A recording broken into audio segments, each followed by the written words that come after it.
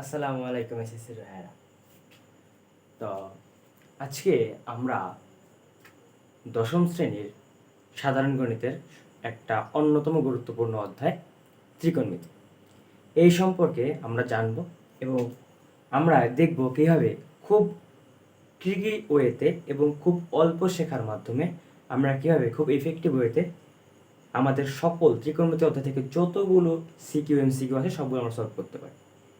তো CQ MCQ solve করার আগে আমাদের এই অধ্যায়ের বেসিক সম্পর্কে কিছু নলেজ থাকতে হবে, সেইগুলো আমরা আজকে দেখব।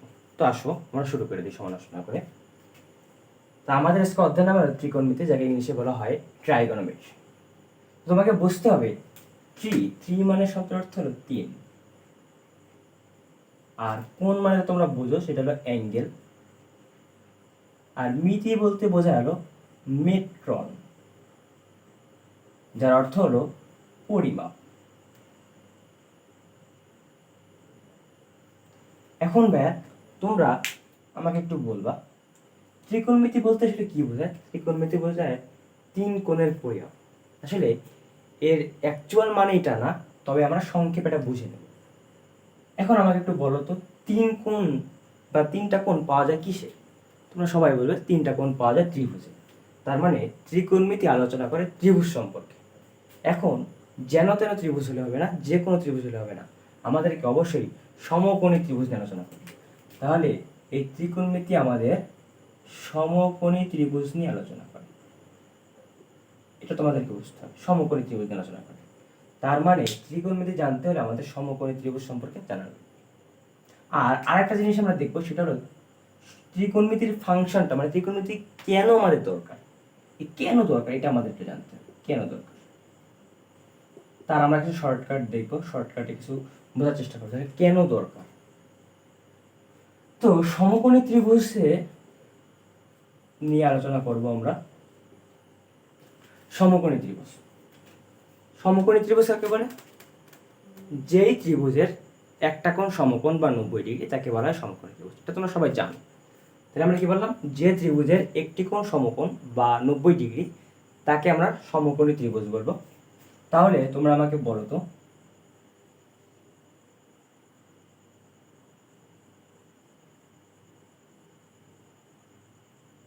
এই যে এ বি সি যে ত্রিভুজটা, এটা কি সমকোণী ত্রিভুজ হবে? যদি আমার এটা 90 ডিগ্রি, তাহলে এটা অবশ্যই একটা সমকোণী ত্রিভুজ। এখন ভাইয়া ত্রিভুজে তো 3টা বাহু থাকে, তাই না? ত্রিভুজে 3টা বাহু থাকে, কিন্তু যখন আমরা সমকোণী ত্রিভুজ নিয়ে কথা বলবো তখন তার কিছু প্রপার্টিস থাকে, ঠিক আছে? যেমন এই সমকোণী ত্রিভুজের যে 3টা বাহু, প্রত্যেকটা বাহুর আলাদা আলাদা নাম আছে, মানে প্রত্যেকটা বাহুর স্পেসিফিক নাম আছে। যেমন তোমাকে যদি বলা হয় যে এইখানে এসি বাহুটাকে কি বলা হবে, এবি বাহুটাকে কি বলা হবে, এবং বিসি বাহুটাকে কি বলা হবে, মনে রাখবা সমকোণী ত্রিভুজের 3টা বাহুর 3টা নাম। এর একটা নাম হলো অতিভুজ, একটা নাম হলো লম্ব, আর একটা নাম হলো ভূমি। আমরা আস্তে আস্তে সবগুলো ফাইন্ড আউট করা শিখব। অতিভুজ কাকে বলে, লম্ব কাকে বলে, ভূমি কাকে বলে। অতিভুজটা কি জানো? অতিভুজ অতিভুজ হলো অতিভুজ হলো সমকোণী ত্রিভুজের সব থেকে বৃহত্তর। এইভাবে তোমার মনে রাখবা। তো তোমাকে যদি বলে এই যে এবিসি যে সমকোণী ত্রিভুজ, এর মধ্যে অতিভুজ কোনটা, তুমি চিত্র দেখেই বুঝতে পারতেছো যে এইটা এইটা এইটা, এর মধ্যে সব থেকে বড় বাহু হলো এই এসি বাহু। তাহলে আমরা কি বলতে পারি? এসি বাহুটা হলো অতিভুজ। এটা আমরা খুব সহজে বলতে পারি যে এসি বাহুটা হলো আমাদের অতিভুজ। এটা নিয়ে আমাদের সমস্যা নেই। এখন আমাদের কোনটা লম্ব কোনটা ভূমি, তোমরা যারা পূর্ববর্তীতে সমকোণী ত্রিভুজ সম্পর্কে জানছো এবং চিনছো, তারা অনেকেই বলে থাকবে যে এই এ বি হলো লম্ব এবং বিসি হলো ভূমি। এটা তোমরা বলে থাক, কিন্তু আসলে এটা 100% অ্যাকুরেট না, মানে এটা সঠিক কনসেপ্ট না। আমি এটাকে ভূমি বলতে পারতাম, এটাকে লম্ব বলতে পারতাম। এখন এই বিষয়টা আমরা একটু ক্লিয়ার করবো যে এখানে কি আসলে কাহিনীটা হয়। কি কাহিনীটা তেমন কিছু না, এখানে তোমাদের একটু বুঝতে হবে। দেখো, আমরা এতটুকু বুঝতে পারতেছি যে অতিভুজ কি, অতিভুজের সব থেকে বড় বাহুটা, এখানে এসি বাহুটা সব থেকে বড় বাহু, সেটা অতিভুজ। অথবা অন্যভাবেও বলা যায় যে সমকোণের, কোন কোণের? সমকোণের বিপরীত যে বাহুটা। কোন কোণের বিপরীত বাহু বলছি? সমকোণের বিপরীত বাহুটা হলো অতিভুজ, এভাবে বলা যায়। আমরা অতিভুজ দিয়ে আর বলবো না, এক কথা মনে রাখবো, সব থেকে বড় যে বাহুটা সেটা হলো অতিভুজ। ওকে, এখন ভাই কোনটা লম্ব কোনটা ভূমি এটা বলতে হলে আমাদেরকে একটা সূক্ষ্ম কোণের সাপেক্ষে চিন্তা করতে হবে। সূক্ষ্ম কোণ কি ভাই? এটা তো সমকোণ আমি বলতাম। সূক্ষ্ম কোণ কি? 90 ডিগ্রি অপেক্ষা ছোট কোণকে আমরা সূক্ষ্ম কোণ বলবো। কি বলবো? 90 ডিগ্রি অপেক্ষা সূক্ষ্ম কোণকে আমরা, ছোট কোণকে আমরা সূক্ষ্ম কোণ বলবো। এখন একটা বিষয় বোঝো, এই টোটালটা ত্রিভুজ, তাই না? এখন ত্রিভুজের 3 কোণের সমষ্টি কত আমাকে একটু বলো তো। ত্রিভুজের 3 কোণের সমষ্টি হলো 180 ডিগ্রি। এখন খেয়াল করে দেখো, এই সমকোণটা মানে এটা তো 90 ডিগ্রি, তাহলে কি আমরা বলতে পারি যে এই সমকোণী ত্রিভুজের 3 কোণের সমষ্টি 180 ডিগ্রি, যার মধ্যে এই বি কোণটা বা এই কোণটার মান হলো 90 ডিগ্রি। তাহলে আমাকে একটু বলো তো, বাকি যে দুইটা কোণ আছে ওই দুইটা কোণের যোগফল কত হবে? 90 ডিগ্রি হবে না? এই টোটালটা তো 180 ডিগ্রি, 3টা কোণের যোগফল 180 ডিগ্রি। এখন একটা যদি 90 হয় তাহলে বাকি দুইটার যোগফল তো 90 হবে বিয়োগ করে, ঠিক কিনা? তাহলে বাকি দুটো যদি যোগফল 90 হয়, তার মানে এইটা আর এইটা যোগ করে আমি 90 পাচ্ছি। আলটিমেটলি এইটাও 90 থেকে ছোট হবে, এটাও 90 থেকে ছোট হবে। বোঝা গেছে? তাহলে আমাদের এইটাও সূক্ষ্ম কোণ হতে পারে, এটাও সূক্ষ্ম কোণ হতে পারে। এখন কোনটাকে লম্ব বলবো কোনটাকে ভূমি বলবো সেটা আমরা এক্স্যাক্টলি বলতে পারবো না যতক্ষণ না আমাদের একটা সূক্ষ্ম কোণ দেওয়া থাকবে। তাহলে আমি ধরে নিচ্ছি যে এই আমাদের সেই সূক্ষ্ম কোণ যেটা হলো থিটা। তাহলে এখন আমরা কোনটা লম্ব কোনটা ভূমি সেটা বলতে পারবো কার সাপেক্ষে? এই থিটার সাপেক্ষে, ঠিক কিনা? এই থিটার সাপেক্ষে আমরা এখন লম্ব আর ভূমি বের করবো। একদম সহজ, কোনো কঠিন কিছু না। কোনটা লম্ব কোনটা ভূমি মনে রাখবা, যেই কোণের সাপেক্ষে বা যেই থিটার রেসপেক্টে আমরা লম্ব বের করব সেটা হলো এই সূক্ষ্ম কোণের বিপরীত বাহু। কি বলছি? তাহলে সূক্ষ্ম কোণের বিপরীত বাহু হলো লম্ব। সূক্ষ্ম কোণের বিপরীত বাহু কি? লম্ব। তাহলে আমরা লম্ব বলবো কোনটাকে? এই কোণের সাপেক্ষে এই এবি কে লম্ব বলবো। বুঝলাম? আর সূক্ষ্ম কোণের সাথে কি বলছি? সূক্ষ্ম কোণের সাথে বা সূক্ষ্ম কোণ সংলগ্ন যে কোণ বাহুটা সেটা হলো আমাদের ভূমি। তাহলে সূক্ষ্ম কোণেতে এইটার কোণ, এর একটা তো সাথে আছে সেটা হলো অতিভুজ। বুঝলাম? তাহলে এটা কি হবে বলো তো? এটা আমাদের ভূমি হবে। এটা কি হবে? ভূমি। তাহলে আমি বলতে পারি এটা ভূমি। তাহলে আমার কি হবে? এটা ভূমি। এখন তোমরা একটু চিন্তা করো, আমি তোমাদের একটা চিত্র দিই।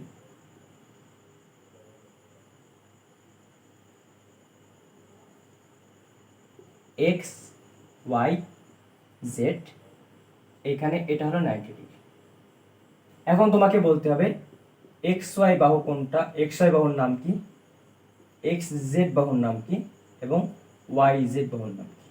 এই তিনটা বাহুর নাম তোমাদের বলতে হবে। তোমরা একটু চিন্তা করে ভিডিওটা পজ করে তোমরা একটু কল্পনা করো কি হতে পারে। আসলে এই প্রশ্নটা ইনকমপ্লিট। আমি তোমার যদি বলি এইটা হলো থিটা বা সূক্ষ্মকোণ, এর রেসপেক্টে কোনটা কি হবে এটা তোমাদেরকে বলতে হবে। এখন তোমরা একটু কল্পনা করো, আমি তোমাকে ফার্স্টেই বলছি অতিভুজ নিয়ে কোনো ঝামেলা নেই। অতিভুজ না একদম সহজ, সবথেকে বড় যে বাহুটা সেটা অতিভুজ। এটা মনে রাখার আর একটা উপায় আছে কি জানো? দেখো অতিভুজ লম্ব ভূমি বানানের দিকে একটু খেয়াল করো তো, স্পেলিং এর দিক থেকে। স্পেলিং এর দিক থেকে অতিভুজের নাম বা বানান সব থেকে বড়, এই কারণে আমরা মনে রাখবো বড় বাহুটা হলো অতিভুজ। এইভাবে মনে রাখতে পারো, এটা একটা ট্রিক মনে করতে পারো, এভাবে আমরা মনে রাখতে পারি। অথবা সমকোণের বিপরীত হলো অতিভুজ, এটা নিয়ে আমাদের কোনো সমস্যা নেই। এখন কথা হলো তাহলে আমরা কি বলতে পারি? এক্স জেড, এক্স জেড, এই যে এক্স জেড, এক্স জেড এটা হবে আমাদের অতিভুজ। বুঝলাম? এটা হবে আমাদের অতিভুজ। এখন লম্ব কোনটা ভূমি কোনটা? তাহলে ভাই লম্ব ভূমি বের করতে হলে অবশ্যই আমাদের একটা থিটা লাগবে। সেই থিটা হলো আমাদের এই যে থিটা। এই থিটার সাপেক্ষে আমরা লম্ব আর ভূমি বের করবো। তাহলে লম্ব কোনটা? লম্ব হলো থিটার বিপরীত। তাহলে দেখো তো থিটার বিপরীত কোনটা? এই যেটা। তার মানে এইটা হবে আমাদের লম্ব। এটা কি হবে? এইটা হবে আমাদের লম্ব। আর থিটার সাথে বা সংলগ্ন যে বাহুটা সেটা হলো আমাদের ভূমি। তাহলে আমাদের এইটা হবে ভূমি, এটা ভূমি। দেখো তো প্রায় একই চিত্র, কিন্তু এইখানে থিটা এটা হয়, ভূমি এটা হয়েছে, লম্ব এটা হয়েছিল। কিন্তু এইখানে থিটা এটা হওয়ায় লম্ব এটা হয়েছে, ভূমি এটা হয়েছে। তার মানে সূক্ষ্ম কোণের সাপেক্ষে লম্ব আর ভূমি চিন্তা করতে হয়, এবং এই সূক্ষ্ম কোণের সাপেক্ষে লম্ব আর ভূমি তাদের মধ্যে ইন্টারচেঞ্জ হয়ে যেতে পারে, মানে লম্ব ভূমি হয়ে যেতে পারে, ভূমি লম্ব হয়ে যেতে পারে। আশা করি তোমাদের যে মিসকনসেপশন ছিল এতদিনের মধ্যে এটা এখন ক্লিয়ার হয়ে গেছে। তাহলে এটা আমাদের এখন আমরা মুছে দিব। তাহলে আমরা সমকোণী ত্রিভুজ সম্পর্কে জানলাম।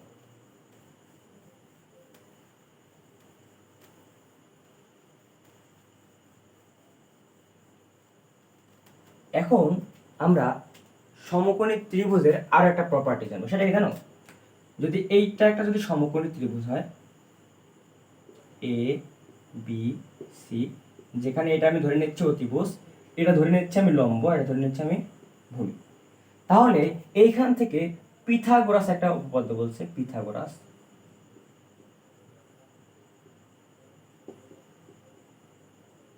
পিথাগোরাসের উপপাদ্য অনুযায়ী, পিথাগোরাস বলছে কি, উপপাদ্যটা এমন ছিল যে কোনো একটা সমকোণী ত্রিভুজের অতিভুজের উপর অঙ্কিত বর্গক্ষেত্রের ক্ষেত্রফল অপর দুই বাহুর উপর অঙ্কিত বর্গক্ষেত্রের ক্ষেত্রফল দ্বয়ের সমষ্টির সমান। ওটা আর এইটে তার প্রমাণ ছিল, আমরা ক্লাস 8-এ ওটা যদি দেখার ইচ্ছা থাকে তাহলে আমরা দেখে নেব। এখন আমরা মূলত যাচ্ছি না, এখন আমরা মূলত মূল সূত্রে যাচ্ছি। ওখান থেকে মূলত এটা ছিল, বলছিল যে অতিভুজ স্কয়ার ইকুয়াল লম্ব স্কয়ার প্লাস ভূমি স্কয়ার, এটা আমাদের মূল সূত্র। এই তোমরা মনে রাখবা, এই যে আমরা অনেকেই, তোমরা যারা ত্রিকোণমিতি অধ্যায়টা অলরেডি করছো তারা জানো যে এই অধ্যায়ের অনের 3টা সূত্র আছে। Sine square theta plus cos square theta equal to 1, তারপরে sec square theta minus cosec square theta equal to 1, sorry sec square theta minus tan square theta equal to 1 এবং cosec square theta minus cot square theta equal to 1। এই 3টা সূত্র আসলে আমরা এইখান থেকে আমরা বের করতে পারি, সেগুলো আমরা প্রতিপদন দেখব, সবকিছু দেখব। এখন আমাদের এটা জানতে হবে যে সমকোণী ত্রিভুজের পিথাগোরাসের উপপাদ্য অনুযায়ী অতিভুজ স্কয়ার ইকুয়াল টু লম্ব স্কয়ার প্লাস ভূমি স্কয়ার। এতটুকু জানার পরে এইবার আমরা মূলত ত্রিকোণমিতির দিকে আসলে একটু ঢুকবো, ঠিক আছে? এটা আমাদের ছিল প্রাইমারি আলোচনা, এখন কিন্তু আমরা ত্রিকোণমিতি নিয়ে কিছু আলোচনা করি না, বুঝা গেছে? এখনো আমরা ত্রিকোণমিতি নিয়ে কিছুই আলোচনা করি। এখন আমরা ত্রিকোণমিতি নিয়ে আলোচনা করব। তার আগে আমরা একটু বলি যে ত্রিকোণমিতি কেন দরকার, আসলে কি হয়েছে। তা এটা বুঝতে হলে আমাদের খুব সাবধানতার সহিত খুব ভালোভাবে বুঝতে হবে। ধরো তোমাকে আমি বললাম এই একটা ত্রিভুজ, যে কোনটা ত্রিভুজ, ধরো এই একটা ত্রিভুজ এ বি সি, একটা ত্রিভুজ। এখন তোমাকে আমি যদি বলি এই যে এই বাহুটার মান 5, এই বাহুটার মান 10, আর তোমাকে আমি বললাম যে এই ত্রিভুজের পরিসীমা বললাম না, এই ত্রিভুজের 3টা বাহুর যোগফল হলো 30, কত হয় 30। তাহলে আমি কি বলছি, এই যে ত্রিভুজটার এই বাহুর মান 5, এই বাহুর মান 10 এবং 3টা বাহুর যোগফল 30। তোমাকে যদি এই বাহুটার মান বের করতে পারো, তুমি কি পারবা না? অবশ্যই পারবা। 30 থেকে এটা বিয়োগ করে দাও, তাহলে তুমি এই বাহুর মান পেয়ে যাচ্ছ, বুঝা গেছে? এবার আমরা একটু অন্যভাবে কল্পনা করি। মনে করো পি কিউ আর একটা ত্রিভুজ, এই ত্রিভুজের এই কোণের মান 60 ডিগ্রি, এই কোণের মান 50 ডিগ্রি। তোমাকে যদি এই কোণের মান চাই, তুমি কি পারবা না বের করতে? অবশ্যই পারবা। আমরা জানি ত্রিভুজের 3 কোণের সমষ্টি 180 ডিগ্রি, তাহলে 180 ডিগ্রি থেকে এটা বিয়োগ করে দেবো, এটা যোগ করে যদি হয় 110, তাহলে 180 থেকে বিয়োগ করলে হবে 70 ডিগ্রি। তার মানে এই কোণটার মান হবে 70 ডিগ্রি। আমাদের এইটা মূল বিষয় না, এটা আমরা বের করতে পারবো। এখন এখান থেকে একটা বিষয় বোঝার আছে, কি বলতো, যখন তোমাকে বাহুর 3টা বাহুর যোগফল দেওয়া থাকতেছে এবং অপর 3টা বাহুর মান দেওয়া থাকতেছে, তখন তুমি অন্য একটা বাহুর মান বের করতে পারতেছো। আবার যখন একটা ত্রিভুজের 2টা কোণের মান দেওয়া থাকতেছে, তখন তুমি অন্য একটা কোণের মান বের করতে পারতেছো। এখানে আমরা বলতে পারি বাহুর মান দেওয়া থাকলে বাহুর মান বের করা যায়, কোণের মান দেওয়া থাকলে তার থেকে একটা অজানা কোণের মান বের করা যায় ত্রিভুজের ক্ষেত্রে। কিন্তু ত্রিকোণমিতির জায়গাটা হলো এইখানে বিষয়, ত্রিকোণমিতির ম্যাজিকটা এইটা। এখানে বলছে যে সমকোণী ত্রিভুজের তুমি যদি বাহুর মান জানো, তাহলে সেখান থেকে তুমি কোণের মান বের করতে পারো।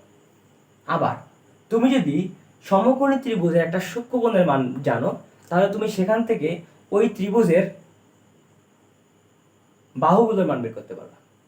ইন্টারেস্টিং না? প্রমাণ লাগবে? আচ্ছা, আমি কিন্তু তোমাদের এখন কিছুই শিখাইনি। ত্রিকোণমিতির সাইন কস ট্যান কট এগুলো আমরা কিছুই জানি না। তোমাকে আমি একটা জিনিস বলি, ধরো একটা সমকোণী ত্রিভুজ আছে, আমি একটা উদাহরণ দিচ্ছি। হ্যাঁ, তোমাদের এইগুলো না বুঝলে কোনো সমস্যা নেই, জাস্ট যেটা বোঝানোর দরকার সেটা বুঝলে হচ্ছে। মনে করো এই যে এটা হলো সূক্ষ্মকোণ যার মান হলো 30 ডিগ্রি, তাহলে এইটা এ বি সি একটা ত্রিভুজ। ওকে, তাহলে এখান থেকে আমরা যদি সাইনের অনুপাত নিই, sine angle C equal to সাগরের লবণ অতি, তাহলে লম্ব কোনটা বলো তো? এটা হলো লম্ব, এটা হলো অতিভুজ, আর এটা হলো। তাহলে এখান থেকে এই সাইন সি এর সূত্র অনুযায়ী, সাইন সি এর সূত্র অনুযায়ী সাগরের লবণ অতি, সেই ক্ষেত্রে আমার একটা দাগ হবে, উপরে যাবে লবণ মানে এসি বাহু, মানে এখানে এসি বাহু, আর ওই সরি উপরে যাবে লম্ব, তার মানে এবি বাহু, এবং নিচে যাবে অতি মানে এসি, এসি বাহু। বোঝা গেছে? এই বুঝতে পারছো? আচ্ছা, এখন দেখো আমাদের এই কোণের মান আছে 30 ডিগ্রি, তাই আমি লিখতে পারি sine 30 degree equal AB by AC. বা সাইন 30 ডিগ্রি একটা মান আছে, এটা তোমরা 9.2 এ জানতে পারো। 9.2 আমাদের এই নিয়ে আলোচনা, কিন্তু আমরা একটু দেখতে চাচ্ছি আসলে কেন দরকার। তাহলে দেখো সাইন 30 ডিগ্রি মানে হলো হাফ, এখান থেকে আমরা এবি বাই এসি, এইখান থেকে আমরা এই বরাবর এইটা, এই বরাবর এইটা, তাহলে আমরা বলতে পারি এবি ইকুয়াল টু 1 এবং AC equal to 2। AC equal to কত? AC equal to 2। দেখো তো ইন্টারেস্টিং না? এই ত্রিভুজের কোনো বাহুর দৈর্ঘ্য দেওয়া ছিল না, কিন্তু এটা একটা সমকোণী ত্রিভুজ। সমকোণী ত্রিভুজের একটা সূক্ষ্মকোণের মান দেওয়া ছিল 30 ডিগ্রি। সেখান থেকে আমরা লম্বের মান বের করছি, অতিভুজের মান বের করছি। তাহলে আমরা ভূমির মান বের করতে পারি। কিভাবে বের করতে পারি? অতিভুজ স্কয়ার ইকুয়াল টু লম্ব স্কয়ার প্লাস ভূমি স্কয়ার। তাহলে আমরা কি বলতে পারি? অতিভুজ স্কয়ার মানে 2 এর স্কয়ার ইকুয়াল টু লম্ব স্কয়ার, লম্ব মানে 1 স্কয়ার প্লাস ভূমি স্কয়ার, ভূমির মান তো জানি না, ধরে নিচ্ছি সেটা x, তাহলে আমি x স্কয়ার লিখলাম। তাহলে 2 এর স্কয়ার হবে 4 প্লাস 1 প্লাস x স্কয়ার। এই পাশে আসলে হবে 4 থেকে 4 বিয়োগ 1 ইকুয়াল টু x স্কয়ার, বা 3 ইকুয়াল টু x স্কয়ার। অতএব x equal to root over of 3। তার মানে এই যে এটা মানে রুট ওভার অফ 3। দেখো তো, একটা সমকোণী ত্রিভুজের সূক্ষ্মকোণের মান দেওয়া ছিল, যেখান থেকে তুমি কি বের করছো বলো তো? অতিভুজ বের করছো, লম্ব বের করছো, ভূমি বের করছো। তাহলে এই টোটাল সিস্টেমটা ভিন্ন রকম হয়ে গেল না? আমরা জানতাম বাহু থেকে বাহুর মান বের করতে পারবো, কোণ থেকে কোণের মান বের করতে পারবো, কিন্তু ত্রিকোণমিতি এমন একটা জিনিস যেটা সমকোণী ত্রিভুজের কোণের মান দেওয়া থাকলে আমরা বাহুর মান পাই। সিমিলারলি উল্টোর কাজটাও করা যায়, বাহুর মান না থাকলে আমরা কোণের মান বের করতে পারি। যেমন ধরো তোমার যদি এখানে যদি লম্ব থাকতো 1 আর অতিভুজ থাকতো 2, তাহলে সেখান থেকে আমরা বের করতে পারতাম যে থিটার মান মানে এই যে সূক্ষ্মকোণ, এটা আমরা বের করতে পারতাম 3। এটা বের করা যেত। এগুলো আমরা জানবো। মূল বোঝার বিষয়, মূল বোঝার বিষয় হলো মানে যে বাহুর মান দেওয়া থাকলে আমরা ত্রিকোণমিতির সাহায্যে বা ত্রিকোণমিতি প্রয়োগ করে কোণের মান বের করতে পারি, আবার কোণের মান দেওয়া থাকলে আমরা বাহুর মান বের করতে পারি। এটা হলো আমাদের মূল বিষয়। এতটুকু বুঝছো কিনা? এতটুকু ক্লিয়ার হয়েছে কিনা? তাহলে এবার আমরা মূল টপিকে ঢুকবো, ঠিক আছে? এবার আমরা মূল টপিকে ঢুকবো। এবার দেখো, ত্রিকোণমিতি সম্পর্কে জানতে হলে তোমাদেরকে অবশ্যই 6টা ত্রিকোণমিতিক অনুপাতের নাম মুখস্থ করতে হবে। আমি সাইন ইকুয়াল টু কি সব ট্রিক্সের মাধ্যমে শিখাই দেব, সবই বুঝাই দেবো এবং বলবো, কিন্তু তোমাকে 6টা টার্মিনোলজি, 6টা অনুপাতের নাম তোমাকে মুখস্থ করতে হবে। কি কি?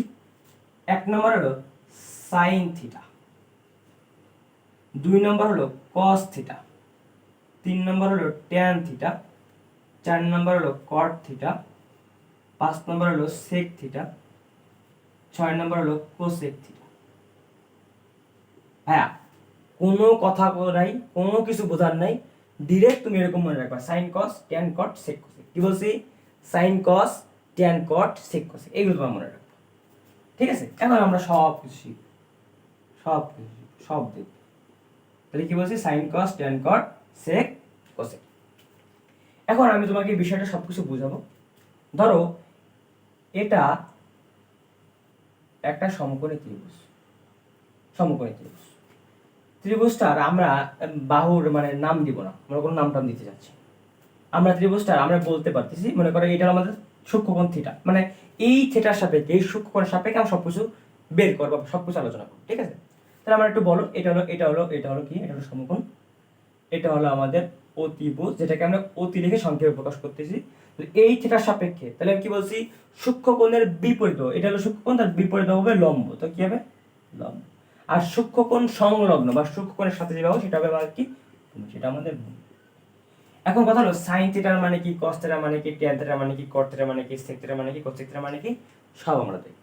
এই জন্য তোমাকে 3টা কথা মনে রাখতে হবে। প্রথম কথা, তোমরা মনে রাখবা সাগরে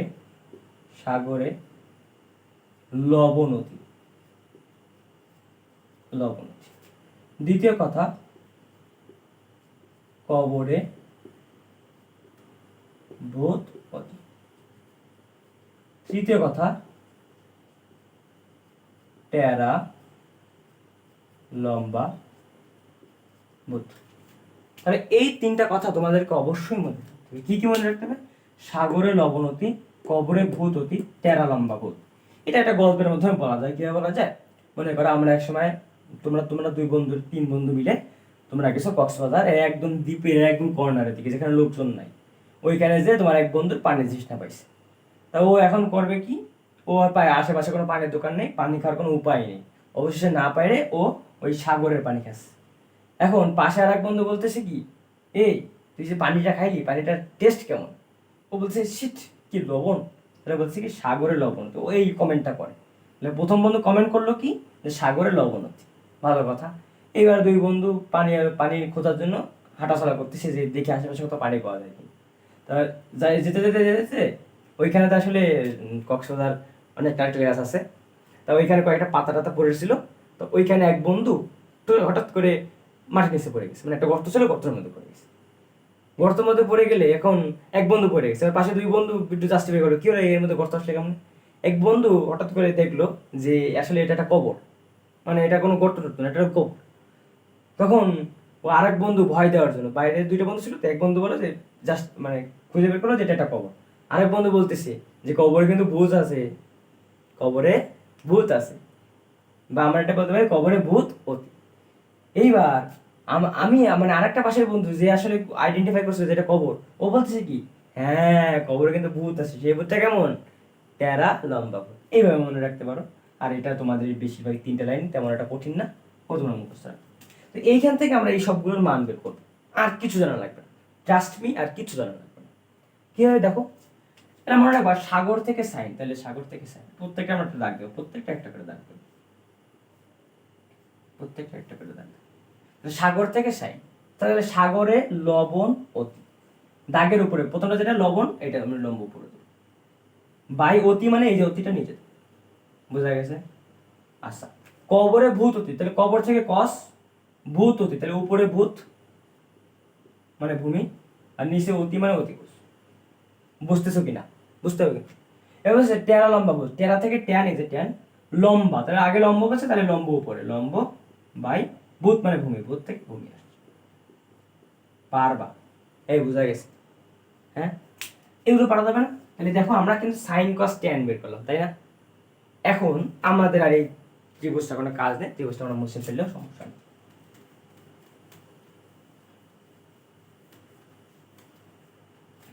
এইবার একটা জিনিস মনে রাখবা, 3টা ত্রিকোণমিতিতে 3টা জিনিস জানা থাকলে বাকি 3টার মান অটোমেটিক্যালি বের করা যায়। এই কারণে আমরা এগুলো আর মুখস্থ করবো না, এগুলো আমরা কিছু ট্রিক্সের মাধ্যমে জানবো। দেখো তোমাকে একটা কথা বলি, এই যে সাইন দেখতেছো না, এই সাইনের সাথে সম্পর্ক হলো কোসেকের। কার সম্পর্ক? কোসেকের। এই যে ট্যান না, এই ট্যানের সাথে সম্পর্ক হলো কটের, আর কজের সাথে সম্পর্ক হলো সেকের। কি বলছি? সাইনের সাথে সম্পর্ক কোসেক, কজের সাথে সম্পর্ক সেক, ট্যানের সাথে সম্পর্ক কট। যদি এটা দেখাই দিই অ্যারো চিহ্ন দিয়ে,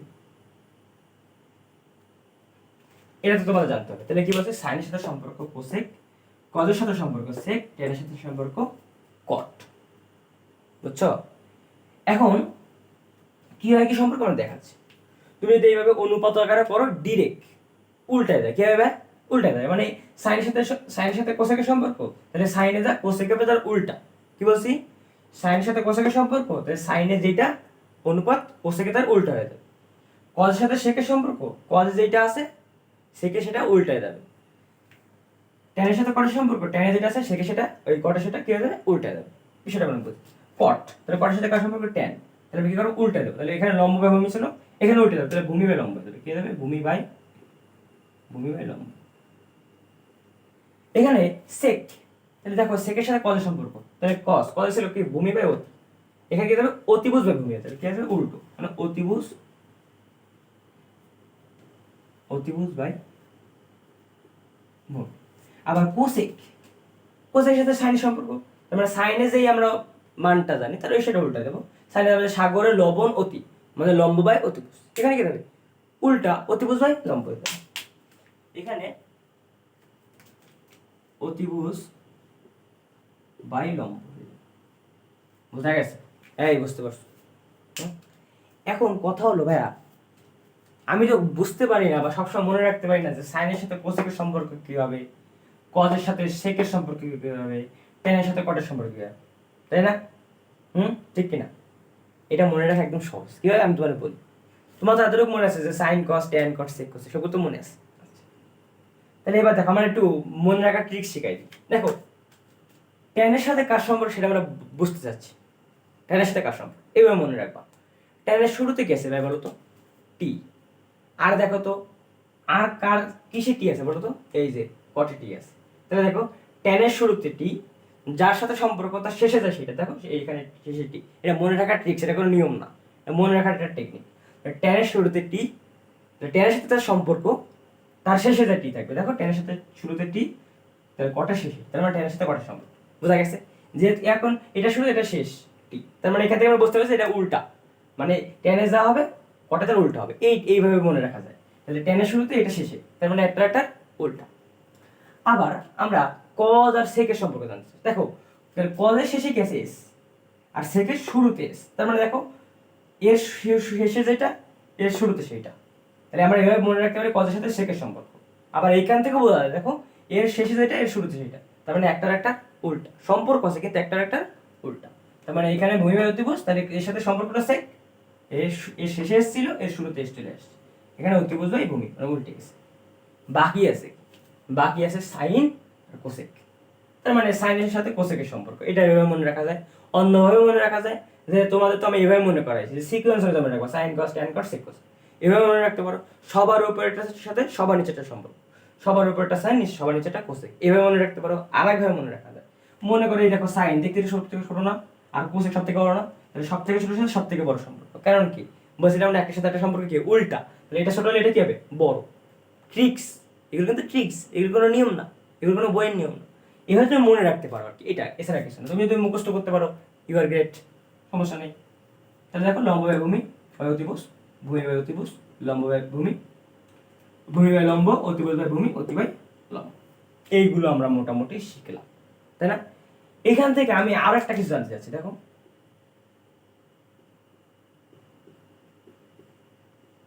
এখান থেকে আরেকটা বিষয় জানবে। দেখো আমি তোমার কি বলছিলাম যে সাইনের সাথে কোসেকের সম্পর্ক, তার মানে একটা উল্টা।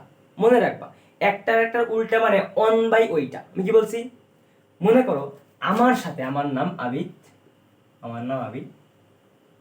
আমার সাথে এক্স এর একটা সম্পর্ক আছে, কিন্তু সম্পর্কটা কি বলতো উল্টা। সম্পর্ক কি উল্টা।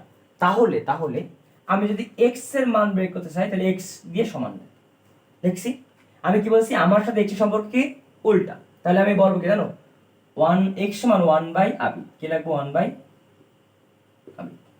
সিমিলারলি আমি উল্টো কাজ করতে পারি। আমি যদি আবিদের মান বের করতে চাই, তাহলে আমি লিখতে পারি আবিদ সমান ওয়ান বাই এক্স, বোঝা গেছে? বোঝা গেছে? এইভাবে করতে। তাহলে দেখো আমরা একটু, তাহলে আমরা এগুলো বের করি। এখন তোমরাই করবা, এখন আর কিছু বোঝার নেই, যা বোঝা সব বোঝার কাজ শেষ। এখন আর কোনো মুখস্থ করার দরকার নেই, বোঝারও দরকার নেই। এখন শুধু আমরা লিখবো, ঠিক আছে? এখন আমরা শুধু লিখবো। দেখো তাহলে সাইন থিটা ইকুয়াল টু, বলো তো সাইনের সাথে কার সম্পর্ক? কার সম্পর্ক?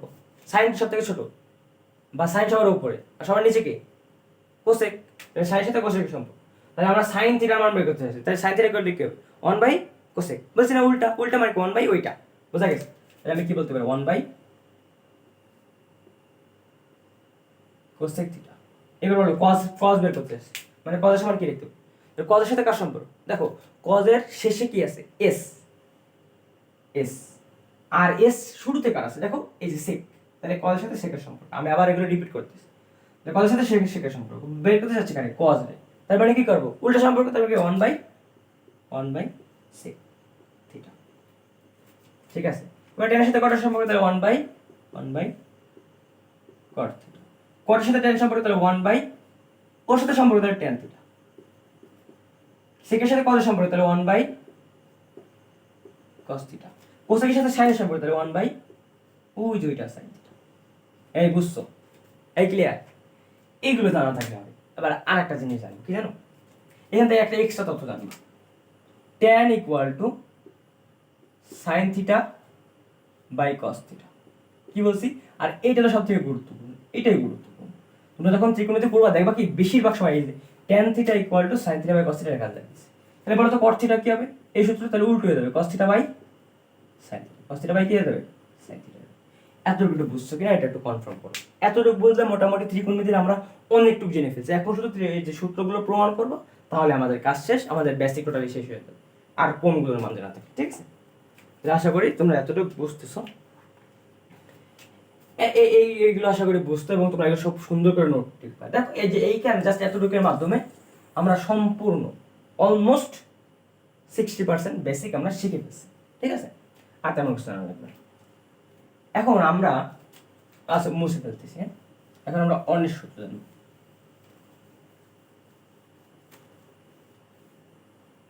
এখন দেখো, মনে করো এই একটা ত্রিভুজ, হ্যাঁ, একটা সমকোণী ত্রিভুজ, যার এটা হলো অতিভুজ, এটা যদি সূক্ষ্মকোণ থিটা হয়, এটা হবে লম্ব, আর এটা হবে কি? এটা হবে ভূমি। এটা হবে লম্ব, এটা হবে ভূমি। এখন আমরা পিথাগোরাসের উপপাদ্য থেকে জানতে পারি। কার সম্বল থেকে? পিথাগোরাস থেকে জানতে পারি যে অতিভুজ স্কয়ার ইকুয়াল টু লম্ব স্কয়ার প্লাস ভূমি স্কয়ার। আমি সম্পূর্ণ লিখছি না, সংক্ষেপে লিখতেছি, ঠিক আছে? এখন তোমরা দেখতে পাবা যে ত্রিকোণমিতিতে তিনটা সূত্র আছে। তিনটা সূত্র কি? একটা হলো sine square theta plus cos square theta equal 1, sec square theta minus tan square theta equal to 1, cosec square theta minus cot square theta equal to 1। এই তিনটা সূত্র তোমাদের আছে। এই তিনটাকে বলা হয়, দেখো সবগুলো ডান পাশে অন আছে তো, এই কারণে অনেকে একে অনের সূত্র বলে বলে আর কি, যে অনের সূত্র। সাইন কস টেন কস সেক কোসেক নিয়ে তিনটা অনের সূত্র আছে। এইখান থেকে আবার তিনটা, এখান থেকে দেখো, এখান থেকে আবার দুইটা বাচ্চা সূত্র বের করা যায়, এখান থেকে দুইটা বাচ্চা সূত্র বের করা যায়, এখান থেকে দুইটা বাচ্চা সূত্র বের করা যায়। আমরা এইগুলো করার আগে এইগুলো খুব সহজে মনে রাখা যায়, হ্যাঁ? তোমরা কি যদি মনে রাখো সমস্যা নেই। তবে অনেক সময়, যেমন যদি বলি 24 সালের যশোর বোর্ডে কতে দিয়ে দিছিল যে প্রমাণ, সূত্রের প্রমাণ চাইছিল, তখন আমরা কিভাবে করতে পারি। দেখো অনেকে হয়তো বা প্রতিপাদন করতে পারছে, অনেকে পারেনি। যারা শিখছে তারা পারছে, যারা শিখেনি তারা পারেনি। আমরা একটু প্রতিপাদন শিখব। দেখো আমি তোমার একটা বলি, তিনটা সূত্রই আসলে এই যে পিথাগোরাস না, পিথাগোরাস থেকে আসছে। এর এই সূত্রের বাইরে কিছুই না, এই সূত্র থেকে এটা আসছে। আমরা দেখাচ্ছি। দেখো আমরা এই যে একটা এই সূত্রটা আবার একটু লিখি, পিথাগোরাসের উপপাদ্যটা আবার একটু লিখি। অতিভুজ স্কয়ার ইকুয়াল টু লম্ব স্কয়ার প্লাস ভূমি স্কয়ার, ঠিক আছে? তাহলে দেখো দেখো তিনটা সূত্রের শেষে কি আছে? 1 আছে। শেষে কি আছে? 1 আছে। তাহলে তুমি বুঝতে পারতেছো যে এই সমীকরণ, তার এক পাশে আমি 1 বানাবো। কি বানাবো? 1 বানাবো। এক পাশে আমাদের কি বানাতে হবে? 1 বানাতে হবে। মনে রাখবা, কোনো একটা রাশিকে সেই রাশি দ্বারা ভাগ করলেই 1 হয়ে যায়। কি হয়ে যায়? কি বলছি? কোনো একটা রাশিকে সেই রাশি দ্বারা ভাগ করলেই 1 হয়ে যায়। মনে করো আমি এই একটা রাশি আছে, আমার মনে করো একটা রাশি আছে আবিদ, আমি এইটারে 1 করতে চাচ্ছি। কি করতে চাচ্ছি? 1 করতে চাচ্ছি। 1 করতে চাইলে আমি আবিদ দ্বারা ভাগ করবো। কি দ্বারা ভাগ করবো? আবিদ দ্বারা ভাগ করবো। দেখো কাটাকাটি করে 1, তাই না? মনে করো একটা রাশি আছে 2, আমি এটাকে 1 করতে চাচ্ছি, তাহলে আমি 2 দ্বারা ভাগ করবো। কি দ্বারা ভাগ করবো? 2 দ্বারা ভাগ করবো। বোঝা গেছে? এই বোঝা গেছে? তাহলে এইভাবে করতে হবে, এইভাবে দেখতে হবে। তাহলে তাহলে তাহলে আমরা সমীকরণের এক পাশ আমরা অন করব। তার মানে দেখো এই পাশে একটা উপাদান রয়েছে, তাহলে আমরা এইটাকে অন করতে যাচ্ছি। তার মানে আমাদের কি করতে হবে বলো তো?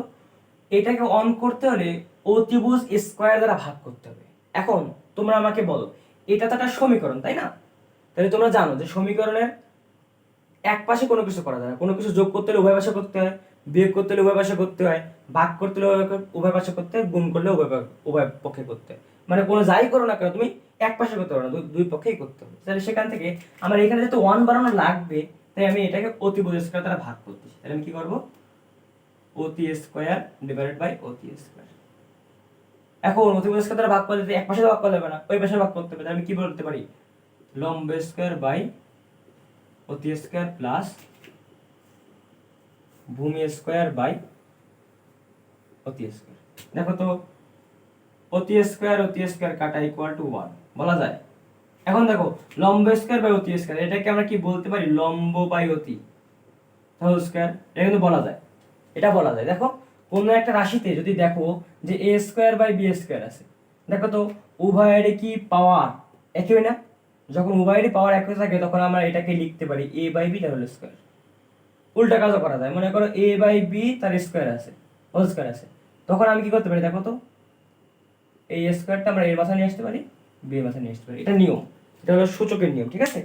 তাহলে আমরা এই নিয়ম থেকে আমরা এটা করলাম। তাহলে এই নিয়ম থেকে এটা করলে দেখো তাহলে এখানে কি হবে, এখানে আমরা বলতে পারি দেখো দুইটারই মাথায় স্কোয়ার, তাহলে ভূমি বাই অতিভুজ তার স্কোয়ার বলা যায় কিনা, বা অন ইকুয়াল টু, দেখো মনে কি পড়ে ওই যে সাগরে লবণ অতি, সাগরে লবণ অতি, কি এটা সাইন থিটা না? এই সাইন থিটা না, কি বলতে পারি সাইন স্কয়ার থিটা প্লাস কবরে ভূত অতি, এই যে কবরে ভূত অতি, তাহলে কি হবে কজ স্কয়ার থিটা। তাহলে এই দেখো এখান থেকে প্রথম সূত্রটা প্রমাণ হয়ে গেছে, sign square theta equal to sign square theta plus cos square theta equal to 1। এটা আমরা যদি সাজাই লিখি, অতএব sign square theta plus cos square theta equal to 1। ঠিক আছে, এখন আমরা এটাতে এক নম্বর সূত্র প্রমাণ করলাম, আমরা অন্যটা সূত্র প্রমাণ করছি, দুই নম্বরটা অন্য সূত্র প্রমাণ করছি। মনে করো আবার আমি এই কথা সূত্রটা আবার লিখবো, তাহলে আমি কি লিখবো, অতিভুজ স্কয়ার ইকুয়াল টু লম্ব স্কয়ার প্লাস ভূমি স্কয়ার, ঠিক না? এইবার দেখো আগের বার তো আমি অতিভুজ দ্বারা ভাগ করছি, মানে অতিভুজে সরাই দিয়ে অন বানাইছি, এখন আর অতিভুজ সরাই দেবো না, আমি এই দুইটা থেকে যে কোনো একটা সরাই দেবো। এই কারণে আমি কি করবো, অতিভুজ বা লম্ব যে কোনো একটা রেখে নিয়েছি, তাহলে আমি কি লিখলাম, অতি স্কয়ার মাইনাস লম্ব স্কয়ার ইকুয়াল টু ভূমি স্কয়ার। বিষয়টা বুঝতেছো কি বলতেছি? আগের বার আমি অতিভুজ দ্বারা ভাগ করে অন বানাইছি, তার মানে আগের বার আমি অতিভুজকে ভ্যানিশ করে দিয়েছিলাম, এইবার তো আমি আর অতিভুজকে ভ্যানিশ করবো না, তাহলে আমার একই সূত্র চলে আসবে। এবার আমি অন্য যে কোনো একটা লম্ব ভূমি যে কোনো একটাকে ভ্যানিশ করবো, তাহলে আমাদের কি করতে হবে, ডান পাশে লম্ব অথবা ভূমি যে কোনো একটা রাখতে হবে। এখন ডান পাশে দুইটা আছে, তাহলে আমি কি করবো, একটা যে কোনো বেশি নিয়ে আসবো। এখন লম্ব স্কয়ার যোগ আছে, বেশি আসলে বিয়োগ হবে, তাহলে আমরা লিখতে পারি অতিভুজ স্কয়ার মাইনাস লম্ব স্কয়ার ইকুয়াল টু ভূমি স্কয়ার।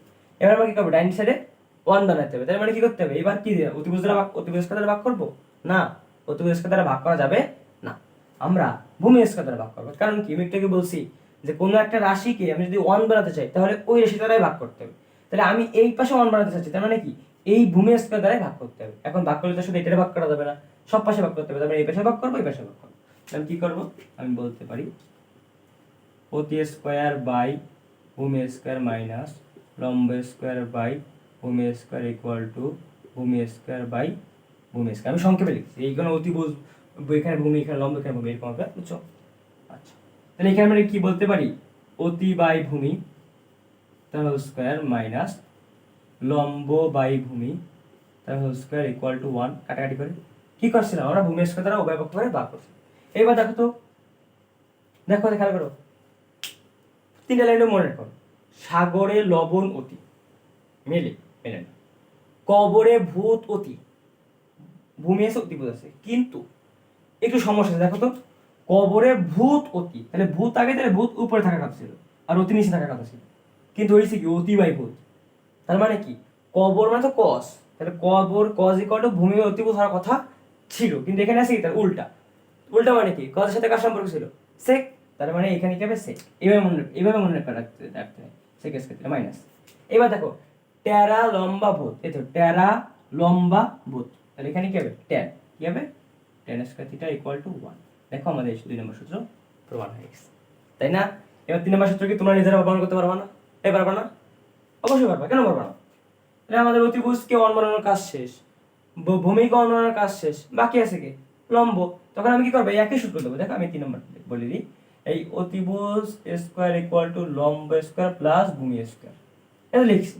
আগে আমরা ভূমির ডেপাশে রাখছিলাম, অতিভুজের এক বানানো শেষ, ভূমির এক বানানো শেষ, এবার কি রাখবো, লম্বরে রাখবো, তো মানে ভূমির এপাশে নিয়ে আসবো, বা আমরা বলতে পারি অতিভুজ স্কয়ার মাইনাস ভূমি স্কয়ার ইকুয়াল টু লম্ব স্কয়ার। এখন আমরা ওই পাশে কি বানাইতে হবে, ওয়ান বানাইতে হবে, কি ওয়ান বানাতে হবে না, ওয়ান বানাতে হবে না, তাহলে কি করতে হবে, লম্ব স্কয়ার দ্বারা ভাগ করতে হবে। লম্ব স্কয়ার দ্বারা ভাগ করলে কি শুধু এই লম্ব স্কয়ার দ্বারা ভাগ করবো, সবগুলো লম্ব স্কয়ার দ্বারা ভাগ করবো। তখন আবার দেখবো যে একটা পর্যায়ে দেখবো কি দেখবো, যে cosec square theta minus cot square theta equal to 1। এটা তোমরা নিজেদের করে নেবা, এটা তোমাদের বুঝা গেছে? এই বুঝতে পারছো? এটা তোমরা পারবা কিনা? এটা পারবা তো? তাহলে আমাদের দেখো মোটামুটি 9.1 এর জন্য যতগুলো বেসিক আমাদের জানা দরকার আমরা সবগুলো বেসিক জেনে ফেলছি। এখন তোমাদেরকে আরেকটু একটু বলি আমরা সূত্রগুলো আবার একটু বলি। 1 নম্বর সূত্র কি ছিল? 1 নম্বর ছিল sin square theta plus cos square theta equal to 1, তাই না? এখান থেকে আমরা দুটো বাচ্চা সূত্র বের করতেছি। দেখো প্রথম কথা, আমি এখানে sin স্কয়ারকে রেখে দিতে যাচ্ছি, তাহলে কি বলতে পারি sin square theta equal two cos square বেশি নিয়ে যাচ্ছি 1 মাইনাস cos স্কয়ার থিটা বলা যায়। আবার আমি আবার তাহলে কি বলতে পারি sin square theta equal to 1 minus cos square theta, মানে cos স্কয়ার থিটা বেশি প্লাস আছে, বেশি গেলে মাইনাস হয়ে যাবে। এবার আমরা cos স্কয়ারকে রাখবো, তাহলে কি বলতে পারি যে cos square theta equal to 1 minus sin square theta.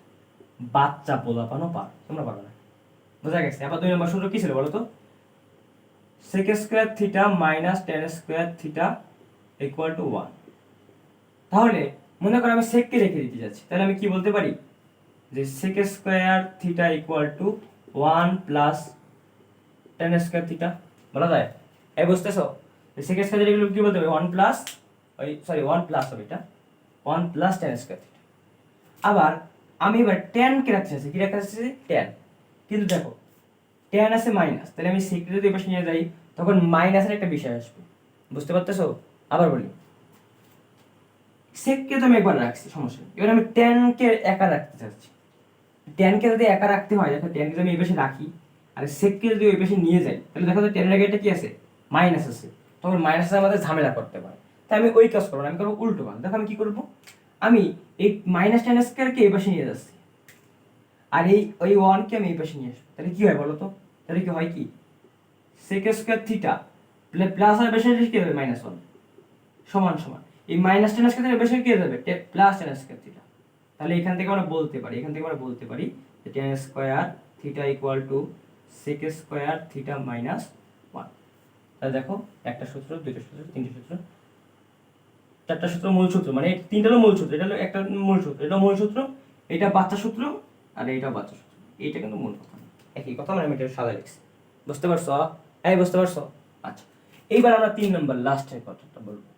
লাস্টের সূত্র কি ছিল? Cosec square theta minus cot square theta equal to 1।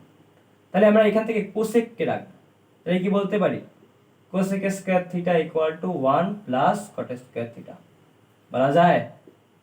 এখন দেখো কোসেক তো রাখলাম, কট কে রাখ। এখন দেখো কট কে যদি আমরা রাখি আর কোসেক কে যদি আমরা ওই পাশে নিয়ে যাই, তাহলে কটের আগে মাইনাস থাকতেছে, তার মানে আমরা এই মাইনাসটার ঝামেলার মধ্যে যেতে চাচ্ছি না। তাহলে কি করব, এই মাইনাস কটকে আমি ওই পাশে নিয়ে গেলে প্লাস করে যাচ্ছে, আর এই প্লাস 1 কে আমরা এই পাশে নিয়ে এসেছি, তাহলে মাইনাস হয়ে গেছে। তাহলে আমরা কি এখানে বলতে পারি যে কি হবে cosec square theta minus 1 equal two কট স্কয়ার থিটা, এই বলা যায়। এখান থেকে কত বলতে পারি কট square theta equal two cosec square theta minus 1।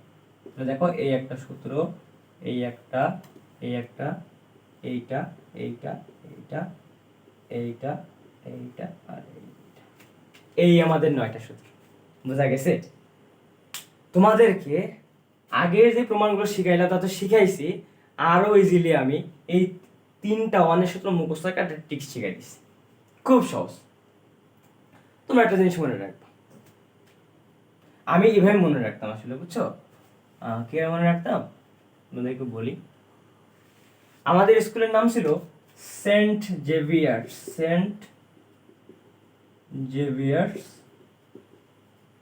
High school, এটা ছিল আমাদের স্কুলের নাম, ঠিক আছে? এখন দেখো sin square theta plus cos square theta equal to 1, এইটা মনে রাখা আমাদের তেমন সমস্যা হইতো না। সমস্যা হলো এই মাইনাসের দুটো সূত্র নিয়ে, বুঝছো? দেখো এখানে কিন্তু একটা হলো প্লাসের সূত্র আর বাকি দুটো কি বলতো মাইনাসের, তার মানে বাকি দুটো মাইনাসের সূত্র। তাহলে sin square theta plus cos square theta equal to 1, এইটা নিয়ে কারোর কোনো ট্রিক্সের দরকার হয়ও না, ট্রিক্স কেউ বলেও না, আর আমারও তো আমি এরকম মনে রাখার দরকার হয়, ঠিক আছে? মানে sin square theta plus cos square theta equal to 1, মানে প্রথম দুইটার স্কয়ার করে যোগ করব ইকুয়াল টু 1 পাবো। বাকি আছে কি sin cos শেষ, বাকি আছে tan cot sec cosec, এই সেটটি নিয়ে আমাদের মাইনাসের সূত্র, বোঝা গেছে? প্লাসের সূত্র মনে রাখা লাগে। এখন এইভাবে মনে রাখবা, এইভাবে মনে রাখবা। দেখো আমাদের স্কুলের নাম সেন্ট জেভিয়ার্স। এইখান থেকে আমি মনে রাখছি, দেখো এস থেকে সেক, টি থেকে ট্যান। দেখো তাহলে আমি কি বলতে পারি, সেক স্কোয়ার থিটা, আর এই টি থেকে কি ট্যান স্কোয়ার থিটা, মাঝখানে কি হবে -1 minus equal to 1। Saint Xavier's থেকে বা এসটি থেকে বা স্ট্রাইকার মনে রাখতে পারো। তোমার যদি আমার স্কুলের নাম, আমার কাছে আমার স্কুলের নাম মনে রাখা সহজ ছিল, কারণ কি আমার নাম, স্কুলের নাম ছিল সেন্ট জেভিয়ার্স, তাহলে এসটি ছিল, এভাবে মনে রাখা সহজ ছিল। তুমি যদি চাও তুমি স্ট্রাইকার মনে রাখতে পারো, স্ট্রাইকার, STRICK, স্ট্রাইকার। এস থেকে এস হলো সেক, আর টি থেকে টি হলো ট্যান, মাঝখানে ওয়াই স্কোয়ার মাইনাস, মাঝখানে মাইনাস ইকুয়াল টু 1। এইভাবে তুমি এই সূত্রটা মনে রাখতে পারো। বুঝতে পারছো? বুঝতে পারছো? এইভাবে মনে রাখতে পারো। আবার কোসেকটা কি মনে রাখতে পারো? কোসেকটা মনে রাখতে পারো, মনে করো তোমার একটা ভালো একটা বন্ধু তোমার স্কুলের, সে একটা খারাপ কাজ করছে হঠাৎ করে, মানে আনএক্সপেক্টেড একটা খারাপ কাজ করছে, যে ও আসলে তুমি জানো ভালো, কিন্তু ওই কাজটা করতে পারে না, কিন্তু তোমার দেখতেছো যে একটা কোনো একটা জায়গায় বিচার হচ্ছে, সেখানে ও এই কাজটা করছে। তখন তুমি কি বলবা? সি বন্ধু, তুই এই কাজটা করতে পারলি। তাহলে এইখান থেকে আসছে এই যে সি। দেখো সি তে দুইটা আছে, সাইন কস তো শেষ, কজে সাইন ছিল, মানে কজে সি ছিল, ও সি শেষ, তাহলে বাকি আছে কি সাইন কজ, তো বুঝে গেছি। এসটি তে এটা বুঝে গেছে, বাকি আছে কোসেক আর কট।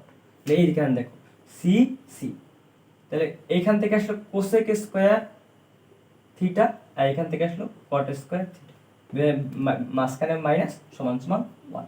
এখন এইখান থেকে আরেকটা ডাউট তোমরা তৈরি করো, কি জানো? হ্যাঁ, যে কোসেকেও তো সি, কটেও সি, তাহলে এইখানে আমি কট দিলাম না কেন? এইটা রাখার মনে রাখার টেকনিক আছে। তোমরা যদি বলি যে তোমরা বিয়োগ করো, তাহলে কি তোমরা বড় সংখ্যা থেকে ছোট সংখ্যা বিয়োগ করো, নাকি ছোট সংখ্যা থেকে বড় সংখ্যা বিয়োগ করো?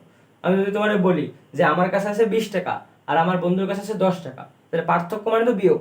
আমি যদি বলি পার্থক্য কত, তুমি কি করবা নাকি আমার ওই যে 10 টাকা থেকে 20 টাকা বিয়োগ করবা, নাকি 20 টাকা থেকে 10 টাকা বিয়োগ করবা?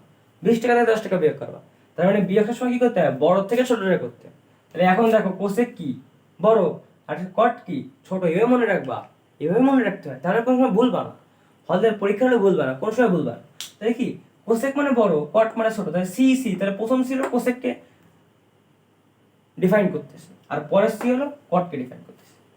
এইভাবে তোমার মনে রাখবে। তাহলে দেখো আমরা যদি সামারাইজ করি, ত্রিকোণমিতি মানে কি? ত্রিকোণমিতি মানে হলো তিনটা কোণের পরিমাপ। তিনটা কোণ থাকে ত্রিভুজে, আর ত্রিকোণমিতি আলোচনা করা মূলত সমকোণী ত্রিভুজ নিয়ে। সমকোণী ত্রিভুজের একটা মিসকনসেপশন ছিল, আমি সবকিছু রিভিউ করে দিচ্ছি। সমকোণী ত্রিভুজ নিয়ে একটা মিসকনসেপশন ছিল, সেটা কি ছিল? সেটাও তোমরা লম্ব আর ভূমি খোলাই ফেলতো, যে কোনটা কোন লম্ব কোনটা ভূমি। তা আগে যারা ছিল তারা ওইরকম বলবে, কিন্তু এখন তোমরা বুঝতে পারতেছো লম্ব আর ভূমি আসলে চাইলেই বলা যায় না, এটাকে একটা সূক্ষ্মকোণের সাপেক্ষে চিন্তা করতে হয়। আর অতিভুজ কোণটা সব থেকে বড় বাহু, এটা হলো অতিভুজ, অথবা সমকোণের বিপরীত বাহু, এটা আমাদের অতিভুজ। লম্ব কোণটা সূক্ষ্মকোণ, মানে যেইটাকে আমরা সূক্ষ্মকোণ বা যে কোণের সাপেক্ষে চিন্তা করতেছি সেই কোণের বিপরীত বাহু হলো লম্ব, আর সূক্ষ্মকোণের সাথে যেই বাহুটা সেটা হলো ভূমি। এটা আমাদের আলোচনা ছিল। তারপর আমরা পিথাগোরাসের উপপাদ্য শিখছিলাম, তো অতিভুজ স্কয়ার ইকুয়াল টু লম্ব স্কয়ার প্লাস ভূমি স্কয়ার। উপপাদ্যের মূল বিষয়টা তোমাদের জানা না থাকলে সমস্যা নেই, শুধু এতটুকু জানা থাকলে হবে যে অতিভুজ স্কয়ার ইকুয়াল টু লম্ব স্কয়ার প্লাস ভূমি স্কয়ার। এরপর আমরা আসছিলাম মূল আমাদের বিষয়গুলোতে। আমরা কি বলছিলাম? ঠাড়া মুখস্থ করবা, একদম ঠাড়া মুখস্থ, অন্তস্থ, টোটস্থ সবকিছু। Sine cos, tan cot, sec cosec. তাহলে মনে রাখবা সাগরের অবনতি, তাহলে সাইন ইকুয়াল টু লম্ব বাই অতিভুজ। কবরে ভূত অতি, তার মানে কজ ইকুয়াল টু ভূমি বাই অতিভুজ। Tan theta equal to tan লম্ব ভূত, তার মানে ট্যান ইকুয়াল টু লম্ব বাই ভূমি। বাকি কি ছিল তার উল্টাগুলো। ট্যানের সাথে সম্পর্ক কার বলো তো? কটের। কিভাবে? ট্যানের শুরুতে টি, কটের শেষে টি। মিলাচ্ছ সবকিছু, তোমার খাতায় লেখা আছে আশা করি। ট্যানের শুরুতে টি, কট মানে তার উল্টা, মানে যার সম্পর্ক আছে কিন্তু কি সম্পর্ক? উল্টা সম্পর্ক। এই কারণে কি হবে বলতো? ট্যানের সাথে কটের সম্পর্ক। তাহলে ট্যান হলো লম্ব বাই ভূমি, তাহলে কট হবে ভূমি বাই লম্ব। এইবার কস, কজের শেষে কি আছে? এস। কজের সাথে যার সম্পর্ক তার শুরুতে এস থাকবে, কি আছে? সেক। তাহলে কজের সাথে সম্পর্ক সেকের। তাহলে কজ মানে কি জানতাম? কজ মানে কবরে ভূত অতি, তাহলে সেকে হবে তার উল্টা, তাহলে অতিভুজ বাই ভূমি। এইবার আসে কি? সাইন। সাগরের লবণতি, তার উল্টা কি বলতো? কোসেক। সাগরের লবণতি মানে লম্ব বাই অতিভুজ, আর কোসেক ইকুয়াল টু অতিভুজ বাই লম্ব। আমরা আরেকটা এক্সট্রা ইনফরমেশন জানছিলাম যে tan theta equal to sine theta by cos theta. আবার তাহলে কট হয়ে যাবে তার উল্টা, তার মানে cos theta by sine theta. আমরা আরেকটা সমান সমান দিয়ে একটা জিনিস দেখছিলাম, যে তোমার বলছিলাম যে যার সাথে যার সম্পর্ক, সম্পর্ক কেমন সম্পর্ক? উল্টা সম্পর্ক, তাহলে আমি একটা সমান 1/, অপরটা লিখবো। কি লিখবো? মনে করো এর আর এর সম্পর্ক, এই আঙ্গুলের আর এই কলমের সম্পর্ক, কিন্তু সম্পর্ক কেমন? উল্টা। তাহলে আমরা বলতে পারি এই কলম সমান 1/, এই আঙ্গুল, অথবা এই আঙ্গুল সমান 1/, এই কলম। সেই মেকানিজমকে কাজে লাগাই আমরা সবগুলো করছিলাম। Sine theta equal to 1/, cosec, cos theta equal to 1/, sec, কেননা সেকের সাথে সম্পর্ক, tan theta equal to 1/, cot, কেননা কার সাথে সম্পর্ক? ট্যানের সাথে কটের সম্পর্ক, cot theta equal to 1/, cot, 1/, tan, তাই তো? Sec theta equal to 1/, cos, cosec theta equal to 1/, sine. এরপর আমরা শিখছিলাম এই যে অনের সূত্র, থিটা কি সূত্র? Sine square theta plus cos square theta equal to 1, sec square theta minus tan square theta equal to 1, এবং cosec square theta minus cot square theta equal to 1। তিনটা সূত্রই আমরা প্রতিপাদন করছি, দুইটা প্রপারলি দেখাই দিয়েছি এবং আরেকটা অর্ধেক, মানে অলমোস্ট সবই করে দিয়েছি। ঠিক আছে, সবগুলো প্রতিপাদন তোমরা জানো। এইবার আমি বলছিলাম যে এইখান থেকে বাচ্চা বাচ্চা সূত্র বের করা যায়। যেমন আমি যদি সাইন স্কয়ার রেখে দিই, তাহলে এই কস স্কয়ার বেশি থাকলে 1 মাইনাস কস স্কয়ার থিটা, কস স্কয়ার রেখে দিলে 1 মাইনাস সাইন স্কয়ার থিটা, মানে সাইনটা ওই পাশে চলে যাচ্ছে। এক নম্বর ফিনিশ। দুই নম্বর, sec square theta minus tan square theta equal to 1, সেককে আমি রেখে দিচ্ছি, তাহলে ওই পাশে চলে গেলে 1 প্লাস ট্যান স্কয়ার থিটা, কারণ মাইনাস ছিল বেশি গেলে প্লাস। আবার এখানে ট্যানকে যখন আমি রাখবো তখন একটা বিষয় খেয়াল করতে হবে, কি বলতো? যদি আমি ট্যানকে এখানে রেখে দেই, সেককে যদি ওই পাশে নিয়ে যাই সমস্যা নেই, 1 মাইনাস সেক স্কয়ার থিটা, কিন্তু এই পাশে আমাদের রয়ে যাবে মাইনাস ট্যান স্কয়ার থিটা। আমি মাইনাসের ঝামেলার মধ্যে যাব না, এই কারণে আমি কি করবো জানো? এই মাইনাস ট্যান স্কয়ার থিটাকে ওই পাশে নিয়ে গেলে কি হবে বলতো? Plus tan square theta. আর এই প্লাস 1কে আমি এই পাশে নিয়ে আসলে কি হবে বলতো? -1। তাহলে আমি কি করবো? Sec square theta minus 1 equal to tan square theta, যদি আমি সাজায় লিখি tan square theta equal to sec square theta minus 1। লাস্টেরটা cosec square theta minus cot square theta equal to 1, তাহলে কোসেক স্কয়ারকে রেখে দিলে 1 প্লাস কট স্কয়ার থিটা। আর এইখানে মাইনাস যেহেতু আছে, তাহলে আমি উল্টো কাজটা করছি, এই কটকে বেশি নিয়ে গেছি, মাইনাস ওই প্লাস 1কে বেশি ইকুয়াল টু -1, তাহলে cosec square theta minus 1 equal two কট স্কয়ার থিটা। এখান থেকে আমরা বলতে পারি কট square theta equal two cosec square theta minus 1। এবার আমি তোমাকে শর্টকাট ট্রিক শিখাই দিয়েছিলাম, আগে সম্পূর্ণ শিখাই দিয়েছি, বেসিক শিখাই দিয়েছি, এবার শর্টকাট শিখাই দিয়েছি। সাইন কস নিয়ে কারো কোনো কিছু বাদে না, অনেক সূত্র। তাহলে sign square theta plus cos square theta প্লাসের একটা সূত্র আছে, sine square theta plus cos square theta equal to 1। এটা নিয়ে কারো কোনো সমস্যা হয় না। সমস্যা হলো সেক আর ট্যান নিয়ে আর কোসেক আর কট নিয়ে। তার মধ্যে আমি এটা তোমাদের মনে রাখার সিস্টেম বলে দিচ্ছি, আমি এইভাবে মনে রাখতাম। আমার স্কুলের নাম ছিল সেন্ট জেভিয়ার্স হাই স্কুল, এই কারণে আমি এস টি, শুরুতে সেক পরে কি ট্যান, তাহলে sec square theta minus tan square theta equal to 1। তুমি মনে রাখতে পারো স্ট্রাইকার দিয়ে, তাহলে এখানে স্ট্রাইকারের শুরুতে এস টি আছে, তাহলে S sec square theta minus tan square theta equal to 1। আচ্ছা, এবার আরেকটা কি আছে? Cosec square theta minus cot square theta equal to 1। এবার তুমি এইভাবে মনে রাখতে পারো, তোমার একটা ভালো বন্ধু, সে একটা খারাপ কাজ করছে, তাহলে তুমি তার দেখে কি বলছো? সি, বলতেছো কি সি তুই এই কাজটা করতে পারলি। এখান থেকে সি থেকে আসলে আমাদের মূল সূত্রটা আসছে। সি তাহলে সি তে দুটো আছে, তিনটা আছে, কস ও তো শেষ, তাহলে বাকি আছে কি? কোসেক আর cot. Cosec square theta minus cot square theta. তোমরা একটা ঝামেলা বাঁধাতে পারো, কি ঝামেলা? যে কোসেক আর কট, এখন ভাই এই যে সি ফর তো কট হয়, তাহলে কটটা আগে আনলাম না এখন। আরে পাগল, বড় থেকে ছোট বিয়ে করতে, তাহলে কি হবে? বড় কোনটা? কোসেক, ছোট কোনটা? কট, তাহলে cosec square theta minus cot square theta equal to 1।